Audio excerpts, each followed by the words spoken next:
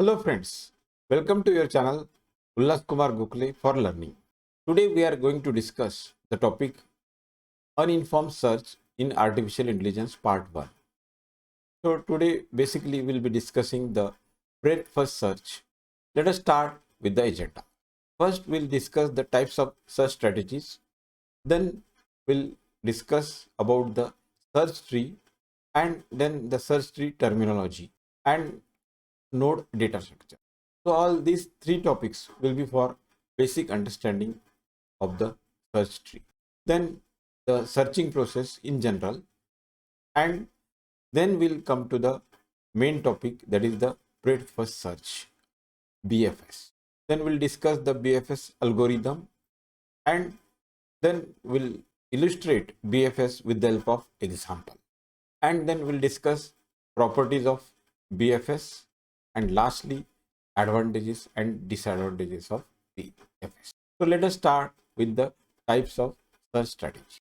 So there are two types of search: uninformed or blind search, and informed and heuristic search. So let us understand them. Uninformed or blind search, they have no additional information about states beyond that provided in the problem definition. That's why the strategy will just generate the successor from the nodes and then distinguish a goal state from a non-goal state, thereby finding the path to the goal state. All such strategies are distinguished by the order in which nodes are expanded. So this order of expansion of node is important, and that will be given by the particular strategy. Then next we have the informed search. So here the strategies, they know whether one goal state is more promising than another. That's why it is called as the informed search or heuristic search. So it is different from the blind search. Then let us go to the next topic, that is the search tree. So here, as you can see in figure 1, we have state space graph. So here we have the nodes A, B, C, D, E, F, G and H, and the root node, or we start from A. So here all the arcs from A to B, A to C, then C to D, all these are bidirectional. So we are starting with A, then we can go and build the search tree. So here is the diagram for the search tree. So we start with A, and then from A we expand A to B and C, as you can see here, B and C. Then further B is expanded to D and E, as you can see, B, D and E, there is a link from B to E and B to D. Then D is expanded, so we'll have C and F. So you can see here C and F, these are the two links which are from D. So in this way we can build the state space graph. So G is the goal node in this case. Now to reach G, there are various paths. Say one path is A, C, G, then another path is A, B, D, C, G, or A, B, D, F, G. So in this way different paths are there, and the main aim of our search algorithm will be to find the path with minimum cost. So now let us understand the search tree. A search tree is a data structure containing a root node from where the search starts. So in this case, A is the root node from where the search will start. Then every node may have 0 or more children. So what does this mean? See, in this case, now this is node B. So it is having two children, D and E. And this is node C. It is having again two children, D and. Whereas if you look at this node E, it has no children or 0 children. Similarly, G has no children, H has no children. So every node may have 0 or more than 0, that is 1 or 2 children. Then if node X is a child of node Y, then node Y is said to be the parent of X. So in this case, D is child of B. So B is said to be the parent of D. Then let us go to the search tree terminology. So here first is root node. Now the node from which the search starts, that is the root node. Then we have the leaf node. Now leaf node is nothing but a node in the search tree having no children. So we have seen the example, H and E, they were not having any children. So those are the leaf nodes. Then ancestors and descendant. Now here X is an ancestor of Y, is either X is Y's parent or X is an ancestor of parent of Y. So that is the term ancestor. And if X is an ancestor of Y, then Y is said to be the descendant of X. So it is similar to our humans. We are having ancestors and descendants. Then the next term is branching factor. Now the maximum number of children of a non-leaf node in the search tree, that is the branching factor. As we have seen here, the branching factor is 2 because the non-leaf nodes like B, C, they were having 2 children. So that's why the branching factor is 2 in this case. Then path. Path is nothing but a complete path if it is begins with the start node and ends with the goal node, then it is the complete path. Otherwise, it is a partial path. It should include the start node, that is the root node, and the goal node. So in our case, the root node is A and the goal node is, in our case, the root node or start node is A and the goal node is, so the path will be from A to G. Whatever path we get from the algorithm, that will be the complete path. Then next we'll go to the node data structure. Now a node is used in the search algorithm as a data structure. So it contains a state description, then a pointer to the parent node.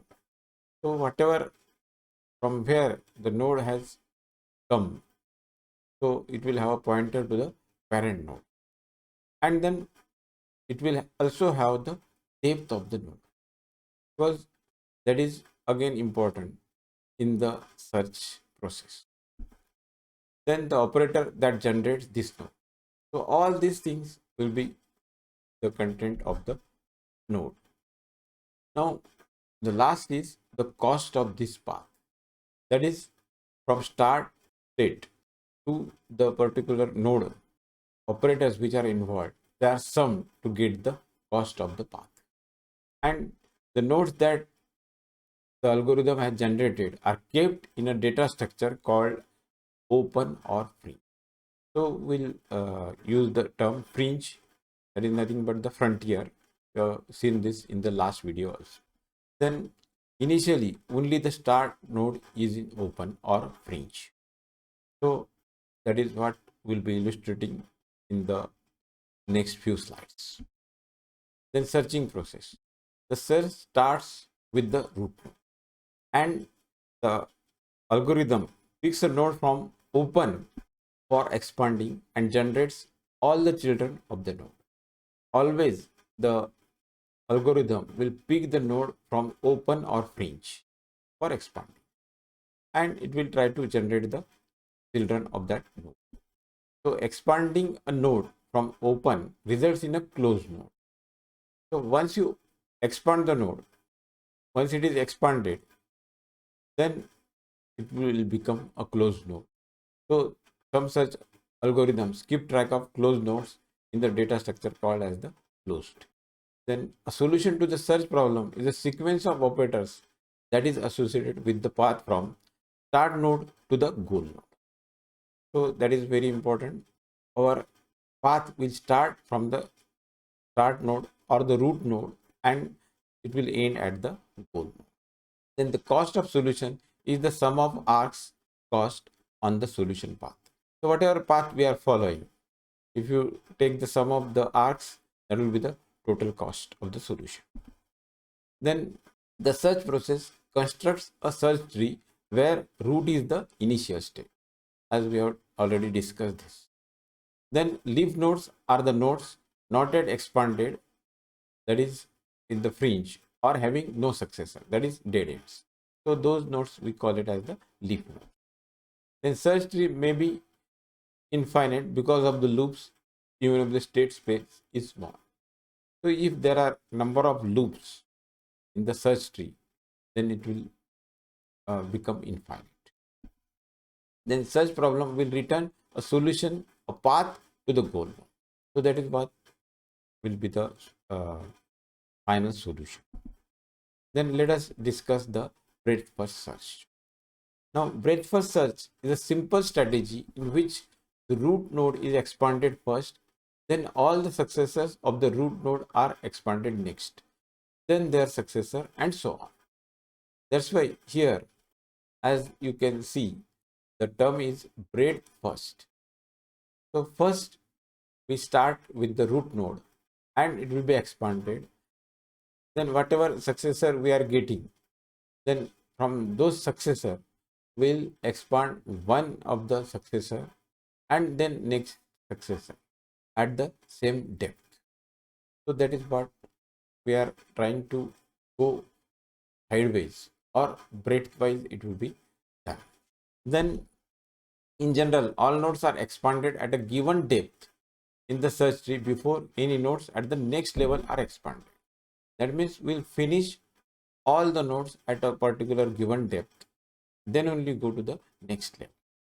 Then breadth first search is an instance of general graph search algorithm in which shallowest unexpanded node is chosen for expansion. So here, whatever node is unexpanded, out of that the shallowest will be chosen for expansion. So this will be achieved simply by first in first out queue for the frontier. So the frontier or fringe will have the first in first out. Arrangement will be done as per first in first out. So whatever goes into the queue first will come out first. So naturally the root node will come out first and then the successors will come out next. So in this way the algorithm will go ahead.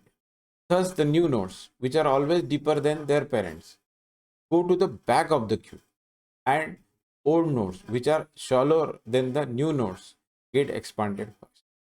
So this is how the things will work. So let us see the algorithm. So here you can see, let fringe be the list containing the initial state. So fringe, or we sometimes call it as the open. So that will be the list which is contain the initial state. Then if fringe is empty, return failure. That means there is no solution in this case. Then node, here we are putting the remove first from the fringe. If node is goal node, then return the path from initial state to the node. Else generate all successors of the node. So this is how the algorithm will work. And add generated nodes to the back of the fringe. So here we are going to use the P4 data structure. So the nodes will be added to the back of the fringe. And then the last part is the end loop. So this loop will continue until we get the goal. Let us go to the next, then BFS illustrated. So here we are going to illustrate breadth first search algorithm with the help of example. So we now again consider the search space in figure 2 and show how the breadth first search works on this graph. So here again I am drawing the same figure and calling it as figure 3. So here A is the root node, and that will be the first node which will be in the fringe. So this is the first step. Then let us go to the next step. Now we are removing A from the fringe, and then once we expand A, we get B and C. So B and C, they will be they are generated and they are placed at the back of the fringe. So fringe, it was having A, B and C. Now we have removed A. So only B and C are here in the fringe. Then next, now we expand B node and we get D and E. So D and E will be put at the back of this and B is removed from the fringe. So fringe will contain now C, D and E. So whatever these nodes which are in the fringe, they are shown in this blue color, C, D and E. Then next step, now node C is expanded and we get the children D and G. So D and G will be put here at the back of this D and E and we are removing C from this. So C is removed and D, E, D, G. These will be the nodes in the fringe. Then next step will now remove D node. So its children C and F, they are put in the fringe. So C and F, they are put here. And already we had E, D and G in the fringe. Then next step, now here we are removing E node from the fringe. It has no children, so there is no need to expand that. So in the fringe we have D, G, C and F. And then next we are expanding D. So we are getting B and F as the children. So they are put in the fringe. So it will have G, C, F, B and F. Then next, G is selected for expansion. So when we try to expand it, it is found to be the goal node. So the algorithm returns the path ACG by following the parent pointers of the node corresponding to G. So then the algorithm terminates. So this is how the BFS will work. Then let us go to the BFS properties. First is time complexity. So imagine searching a uniform tree where every state has B successors. So in our case, we had 2 successors for each node. So the root of the search tree generates B nodes at the first level, each of which generates B more nodes. So that will be B square at the second level. Then similarly, if you continue, then again each of these generates B more nodes, yielding B cube node at the third level, and so on. So if the total depth is D, then in that case, the last node generated at the level, then the total number of nodes generated will be B plus B square plus B3, B raised to 3, that is B cube plus so on up to B raised to D, where D is the depth. So we get it as O B raised to D. Then if the algorithm were to apply the goal test to the nodes when selected for expansion rather than when generated, the whole layer of nodes at the depth D would be expanded before the goal was detected and the time complexity would be O B raised to D plus 1. So the total complexity, time complexity will be O B raised to D plus. Then let us go to the next, that is the space complexity. Now space complexity for any kind of graph search which stores every expanded node in the explored set, the space complexity is always within the factor of B of the time complexity. So for say whatever node we are expanding, it has to be kept in the memory. So that will be kept in the memory and it will be a factor of B. So for the breadth first graph search, so every node generated remains in the memory. So there will be O B raised to D minus 1 nodes in the explored set and O B raised to D nodes in the frontier. So the space complexity will be O B raised to D. So whatever nodes we are having in the fringe, so that will be the space complexity. So it is dominated by the size of the front or the fringe. Then next we have the completeness. Now BFS is a complete algorithm, which means if the shallowest goal node is at some finite depth, then BFS will find a solution. So it will guarantee that the solution will be found. That is the complete. Then next we have the optimality. So here BF is optimal. So if the path cost is a non-decreasing function of the depth of the node. So if the depth is less, then the path cost will also be less. So in this our case, we got the path cost minimum. Then let us go to the advantages and disadvantages of BFS. So let us see first the advantages. So BFS will provide a solution if solution exists. So that is because it is a complete algorithm. And secondly, if there are more than one solution for a given problem, then BFS will provide the minimum solution which requires the least number of steps.